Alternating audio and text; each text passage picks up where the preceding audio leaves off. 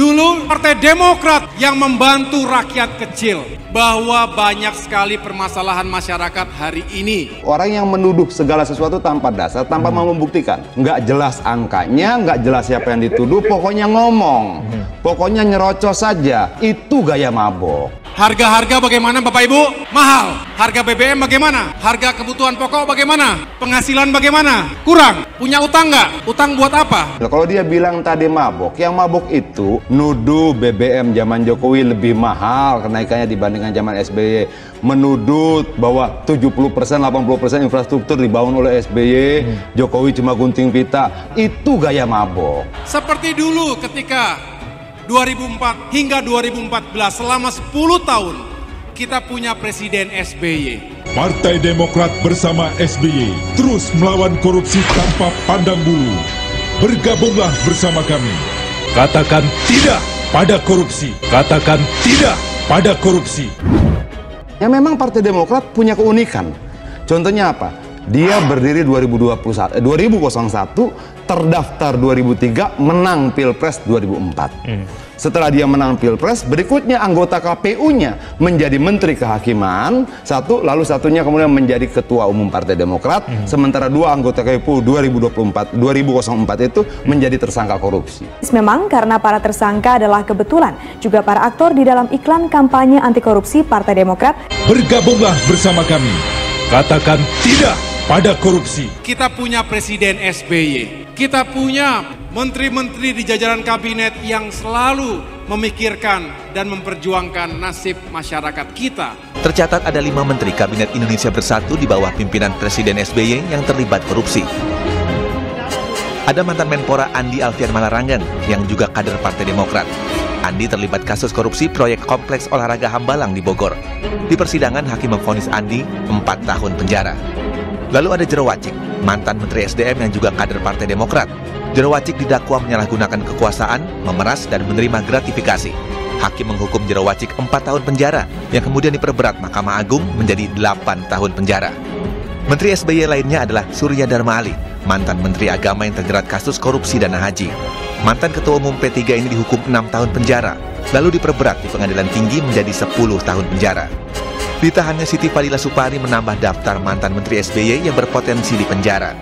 Mantan Menteri Kesehatan ini diduga korupsi pengadaan alat kesehatan. Lalu mantan Menteri BUMN Dahlan Iskan yang kembali jadi tersangka dan langsung ditahan karena kasus dugaan korupsi penjualan aset Pemprov Jawa Timur. Sebelumnya pada 2015 lalu Dahlan Iskan pernah menjadi tersangka kasus dugaan korupsi proyek pembangunan 21 gardu induk listrik. 2004 itu 2 KPU ditangkap karena kasus korupsi, audit BPK satu, dan satu lagi korupsi tinta pemilu. Lalu salah satu anggota KPU-nya 2004 itu menjadi Menkumham di bulan yang sama ketika SBY dilantik 2004. Satunya lagi kemudian kemudian hari menjadi Ketua Umum Partai Demokrat. Ini rangkaian peristiwa yang kalau kita ceritakan orang pasti bingung, kok bisa begitu ya? Nggak perlu disimpulkan. Begitu loh. Nah, bertanggung jawablah terhadap perasaan rakyat. Demokrat bersama rakyat memperjuangkan perubahan dan perbaikan. Tetapi sampai sekarang nih yang namanya AHY bicara perubahan. Perubahan apa juga kita nggak jelas. Ya. Kalau cuma bicara masalah-masalah nggak ada bedanya kita ketemu orang tukang ojek di pangkalan. Ya ini lebih sulit nih ekonominya. Jadi beda dengan kalau orang misalnya di tepi jalan ngomong, itu mirip AHY. Ya memang Partai Demokrat punya keunikan. Contohnya apa? Dia berdiri 2001, terdaftar 2003, menang Pilpres 2004. Setelah dia menang Pilpres, berikutnya anggota KPU-nya menjadi Menteri Kehakiman, satu, lalu satunya kemudian menjadi Ketua Umum Partai Demokrat, sementara dua anggota KPU 2004 itu menjadi tersangka korupsi. Partai Demokrat bersama SBY terus melawan korupsi tanpa pandang bulu. Bergabunglah bersama kami. Katakan tidak pada korupsi. Katakan tidak pada korupsi. Ketua Umum Partai Demokrat Agus Harimurti Yudhoyono atau AHY kembali menyentil pemerintahan Joko Widodo dalam mengurus negara.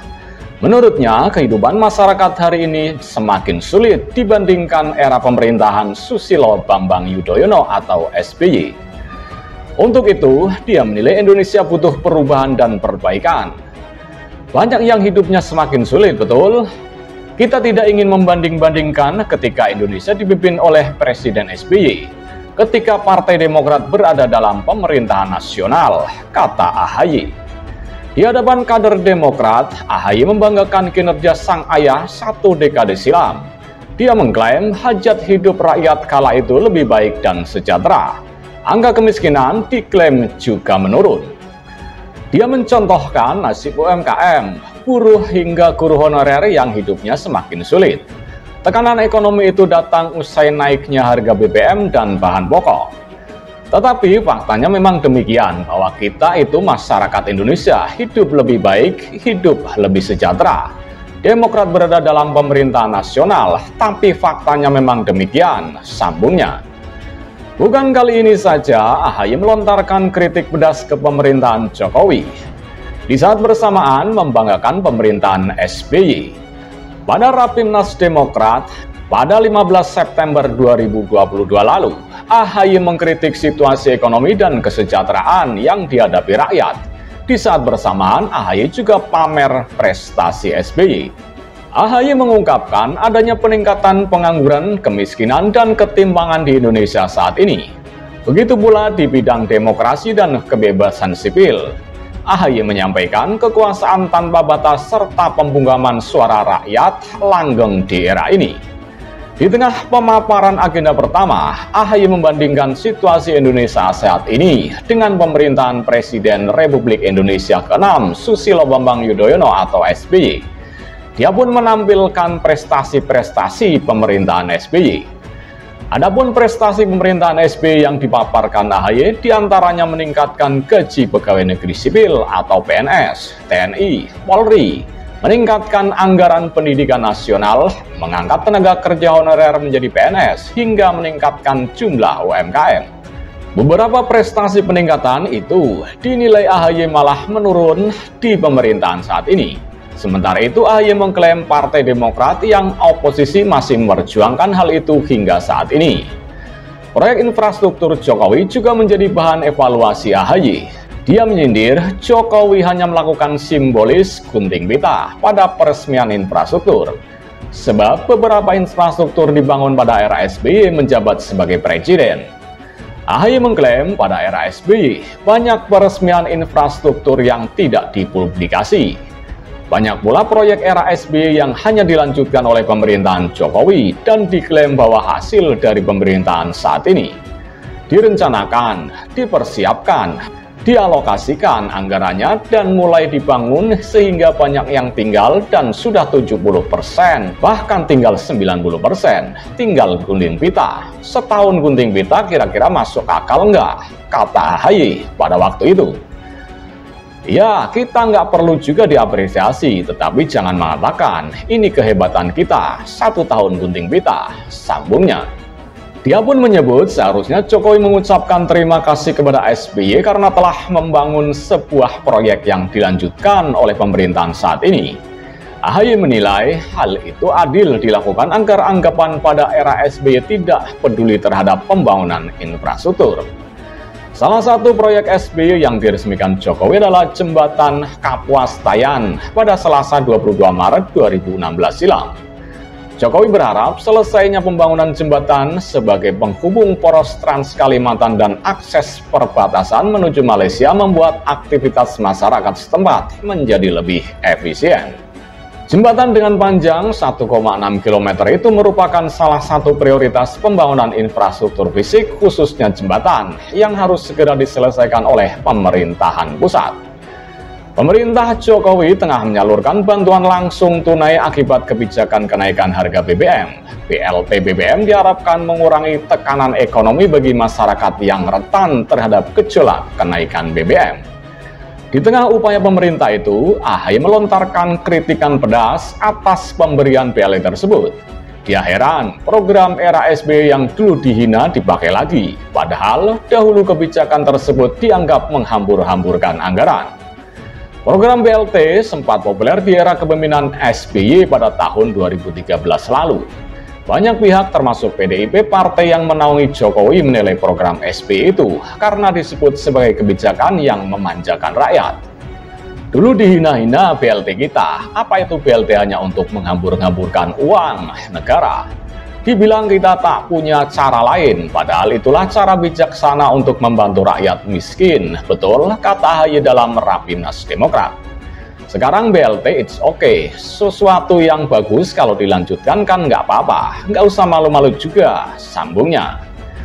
Pada hari ulang tahun ke-20 Partai Demokrat bulan lalu, AHY juga mengungkit masalah utang pemerintahan Jokowi yang melonjak tajam. Dibandingkan era SBY, kata AHY, utang negara saat itu berhasil dikikis dalam 10 tahun. AHY memaparkan rasio utang Indonesia terhadap produk domestik bruto atau PDB sudah melampaui 40% atau sudah mencapai sekitar 6.570 triliun rupiah. Menurunkan rasio utang luar negeri terhadap PDB secara signifikan. Kita tahu berapa rasio utang kita hari ini terhadap PDB, kata AHY dalam sambutannya. AHY juga mengklaim SBY telah berhasil memangkas rasio utang Indonesia pada awal pemerintahannya pada tahun 2004. Rasio utang terhadap PDB tercatat sebesar 57%. Di akhir masa jabatannya tahun 2014, rasio turun sampai angka 24,74%. Perekonomian di masa pemerintahan SBY juga diklaim tumbuh dengan baik. Ekonomi kita tumbuh tinggi dan rata-rata sekitar 6% selama kurang lebih 10 tahun.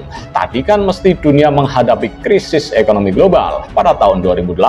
Kita juga tidak sangat terpuruk, ujarnya. Bahkan di antara negara-negara G20, pertumbuhan ekonomi kita tertinggi kedua di dunia setelah Tiongkok memberikan jalan pertumbuhan ekonomi. Lanjutnya, atas hal itu AHY mengklaim kemajuan ekonomi pada era SBY juga telah memberikan kontribusi pembangunan infrastruktur yang pesat bagi Indonesia. Potret Demokrat era Jokowi hari ini tak luput dari sorotan AHY. Dia membandingkan kondisi demokrasi di Indonesia era kepemimpinan Presiden SBY dulu dan Joko Widodo sekarang. Sekarang banyak rakyat Indonesia yang takut bicara, sebab kata AHY, jika melempar kritik terhadap pemerintah langsung dibungkam dan dikriminalisasi. Dia juga mengungkapkan negara ini terlalu membuka ruang bagi buzzer. Mereka disebut mendiskreditkan kelompok pengkritik pemerintah. Hal tersebut kontras ditunjukkan di era SBY selama 10 tahun pemerintah. AHY mengklaim SBY berhasil merawat demokrasi, kebebasan, serta kerukunan berbangsa dan bernegara dengan baik. Kebebasan berekspresi tetap menjadi perhatian. Saya pikir pendapat itu biasa-biasa saja. Semua orang bisa punya pendapat. Memang benar juga jika disebut Bapak Demokrasi, karena beliau ini kan presiden pertama yang dipilih langsung oleh rakyat. Bukan hanya itu, selama 2004 sampai 2014, beliau terus menjaga demokrasi Indonesia agar semakin matang, tumbuh, dan berkembang dengan baik, kata AHY. Sehingga lanjut AHY, wajar bila banyak masyarakat menyematkan SBY sebagai Bapak Demokrasi. Artinya bisa saja ada harapan rakyat untuk memberi gelar Bapak SBY sebagai Bapak Demokrasi. Karena dulu memang rakyat merasa demokrasi benar-benar terwujud, pungkas AHY.